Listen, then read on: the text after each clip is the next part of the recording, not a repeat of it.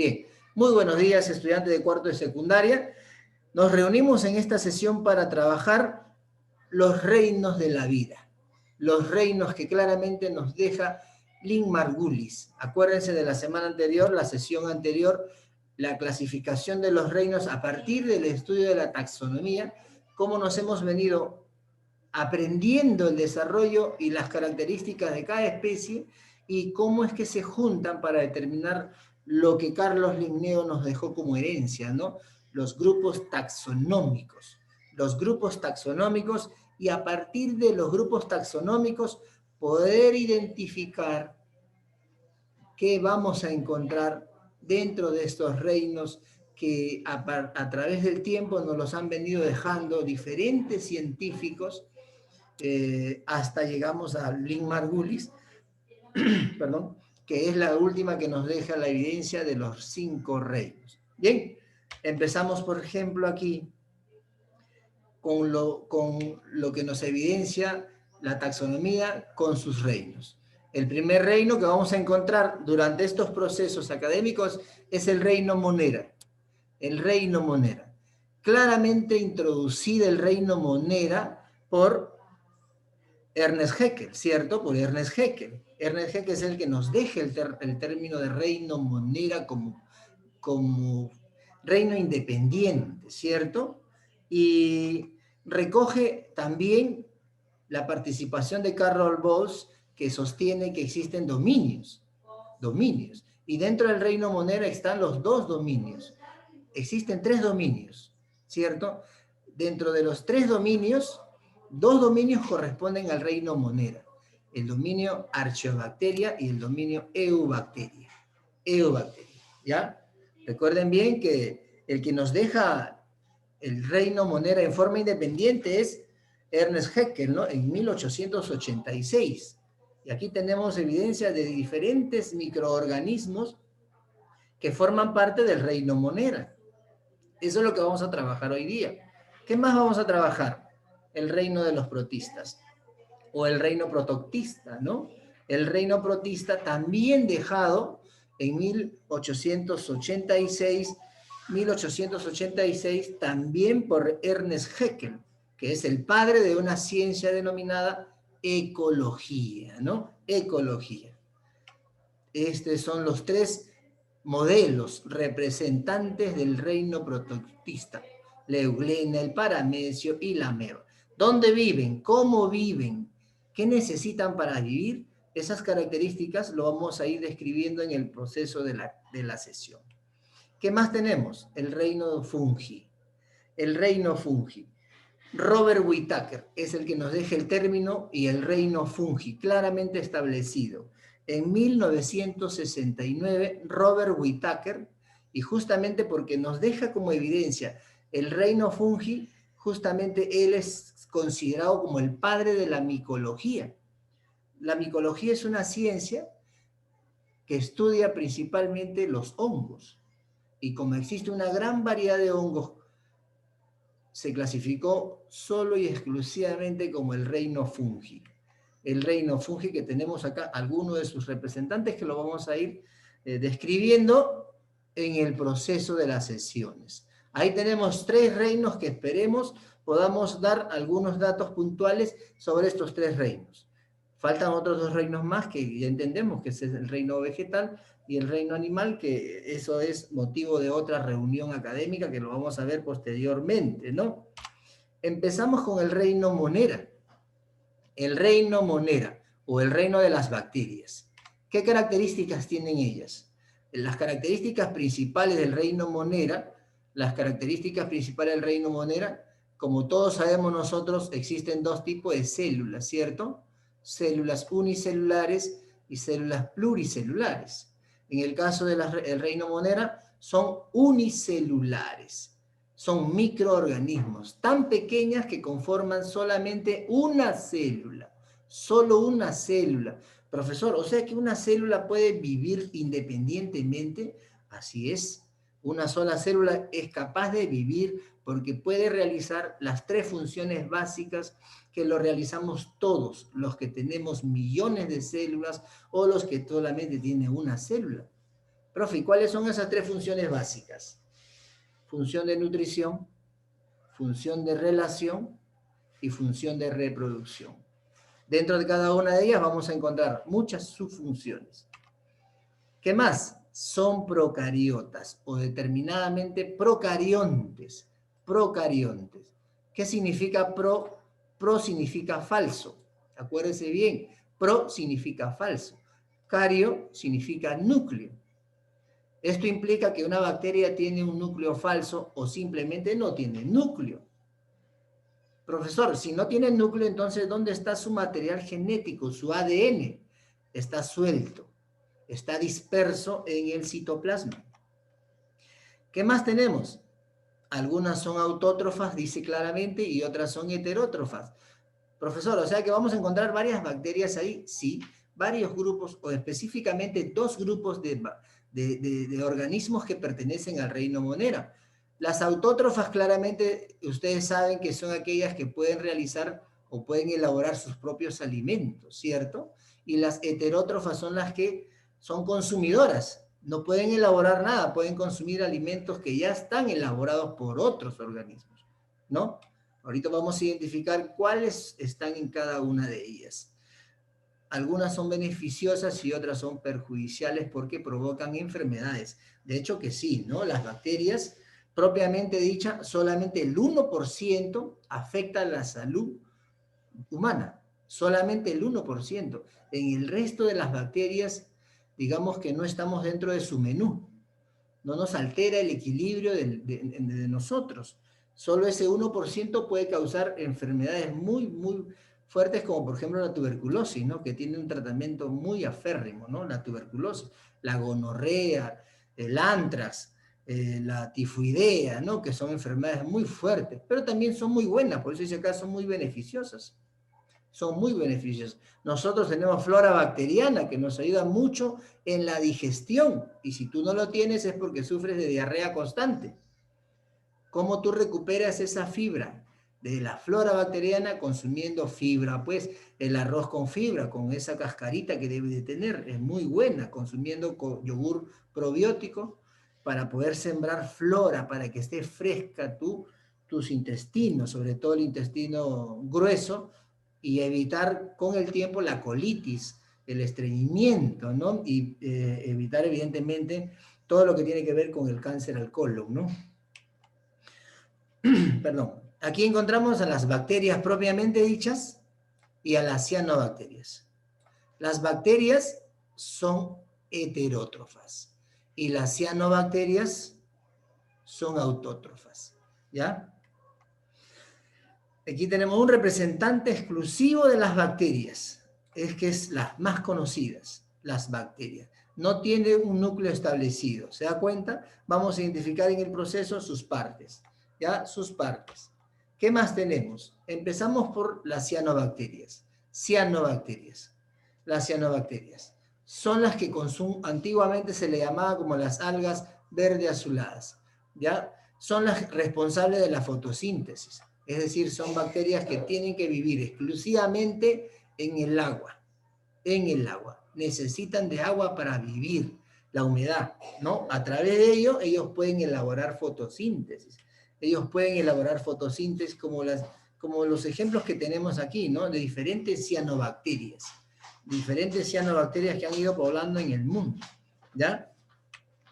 ¿Qué más tenemos con respecto a la información sobre el reino Monera?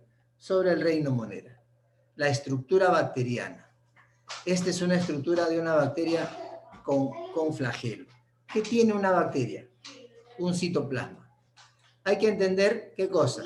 El citoplasma es una estructura celular. Todo esto es citoplasma. Es el espacio coloidal donde se desarrolla la vida de la célula, el trabajo de la célula. Ese es el citoplasma, es una estructura celular, ¿ya? ¿Qué más tenemos? Los ribosomas. Los ribosomas son organelos, Principalmente el ribosoma es el primer organelo que aparece en una vida primitiva como la de la bacteria, teniendo en cuenta que la principal función de las ribosomas es ¿Qué cosa? Sintetizar proteínas. Sintetizar proteínas. Y la vida empieza en el agua. Por teorías, la vida empieza en el agua. A través de una serie de reacciones químicas. Y a través de esas reacciones químicas de productos inorgánicos dio origen a los productos orgánicos. Y esos productos orgánicos dieron origen a estructuras como ribosomas. Estructuras como ribosomas. ¿Qué más tenemos? El plásmido. Los plásmidos son moléculas. Son moléculas que vamos a encontrar en bacterias. Son moléculas que contienen fragmentos o información de ADN. ¿Ya? ¿Qué más tenemos? Flagelo. El flagelo es una especie de cola. Es un segmento en donde estas bacterias utilizan para movilizarse. Los flagelos, igual que los cilios, son para movilizarse. ¿Ya? ¿Por qué? Porque las bacterias pueden vivir en diferentes ambientes, son de vida libre. ¿Qué más? Los cromosomas. No se olviden que cromosoma es un filamento de color, por eso se llama cromo. Cromo viene de color, soma viene de fragmento, filamento, parte, segmento. Es de donde está básicamente guardada la información genética que tiene una bacteria. Membrana celular es la capa interna que cubre el citoplasma. Rica, en este caso, la membrana celular, rica en pequeñas moléculas de origen lipídico, ¿ya? Luego tenemos la pared celular. Es una capa protectora, es como un escudo para la bacteria. La pared celular, ¿quiénes tienen pared celular? Los tienen las bacterias, los tienen los hongos y los tienen las plantas, ¿ya? Esos tres tienen este tipo de capas, son muy rígidas. En el caso de las bacterias, la pared celular está constituida principalmente por proteína. La principal proteína que contiene la pared celular de una bacteria es una mureína o péptidoglucano, le llaman otros autores. Muy rígida, que es como una malla, que es como una tela de araña que permite sostener los golpes de la vida, pues, ¿no? Los golpes de la vida. Bien, ¿qué más tenemos acá? ¿Qué más tenemos? Las bacterias tienen diferentes tipos de acuerdo a la estructura o a la forma que tienen. Por ejemplo, nosotros vemos acá tipo cocos, tipo bacilos y tipo espirilos. Cada uno, mira, por ejemplo, los cocos, diplococos, estreptococos, todos ellos son causantes de enfermedades como la neumonía. Aquí, por ejemplo, tenemos los bacilos que son causantes de enfermedades como el bacilo de Koch, que tiene que ver mucho con la tuberculosis, ¿cierto? Los espirilos también causan enfermedades como el cólera, el Vibrio cholerae, ¿no? Que son enfermedades propiamente diferenciadas de acuerdo a la forma de la bacteria, ¿ya? ¿Qué más tenemos? Siempre ha habido una discusión entre la bacteria y el virus. Siempre hemos tenido una discusión qué tan mortal. Y aquí tenemos un cuadro comparativo entre los dos. El virus por acá versus la bacteria por acá. ¿Se da cuenta? Dice, función principal de los virus. Poseen maquinaria necesaria para su crecimiento y proliferación. Lleva ADN y ARN protegido en su envoltura para su reproducción. ¿Ya? ¿Qué más dice? Contexto en el que se da. Los virus pueden afectar animales y plantas. En el caso de las bacterias pueden encontrarlo en diferentes lugares porque son de vida libre, de vida. En cambio, el virus no tiene vida. Solo tiene vida cuando encuentra un organismo como una célula huésped. Dice, necesidad para vivir.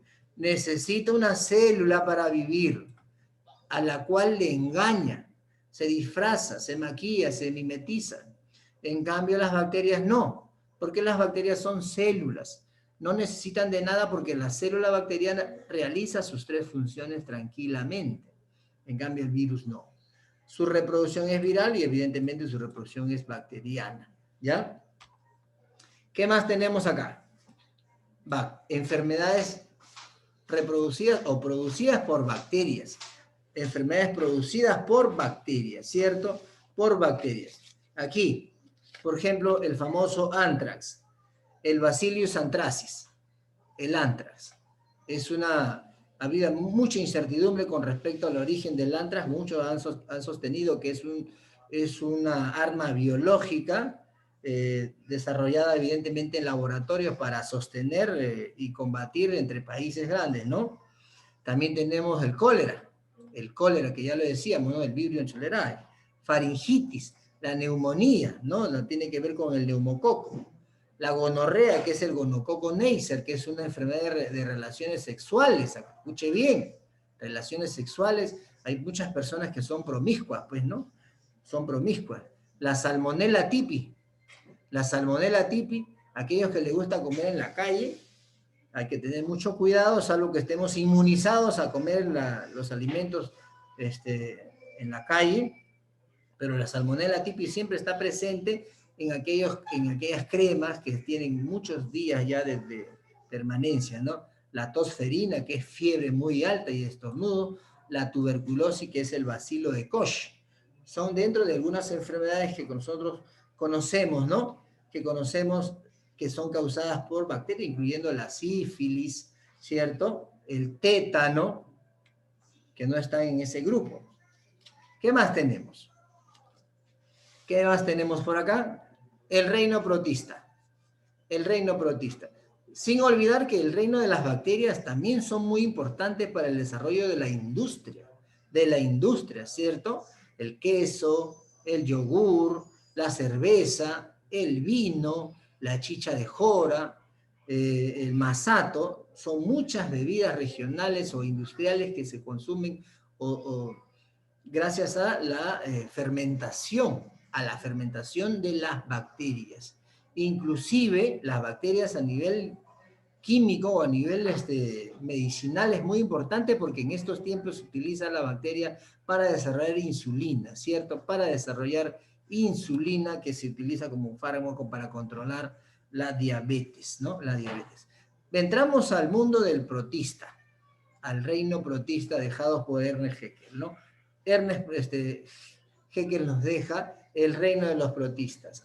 Y ya estamos hablando de un reino superior, pues, ¿no? Un reino superior, mucho más amplio en cuanto a estructura se refiere.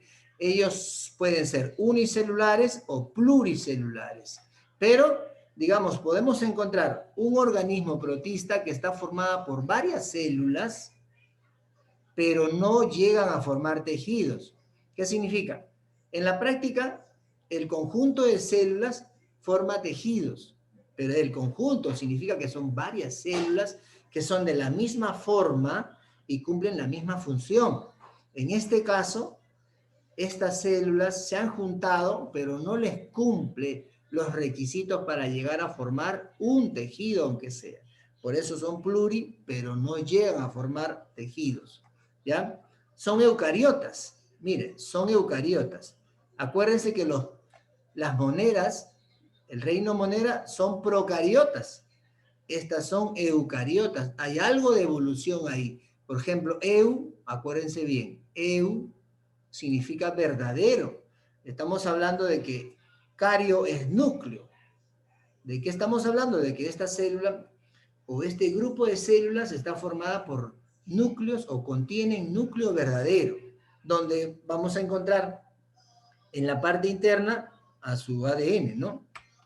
O en todo caso a su material genético. Hay algo muy importante acá.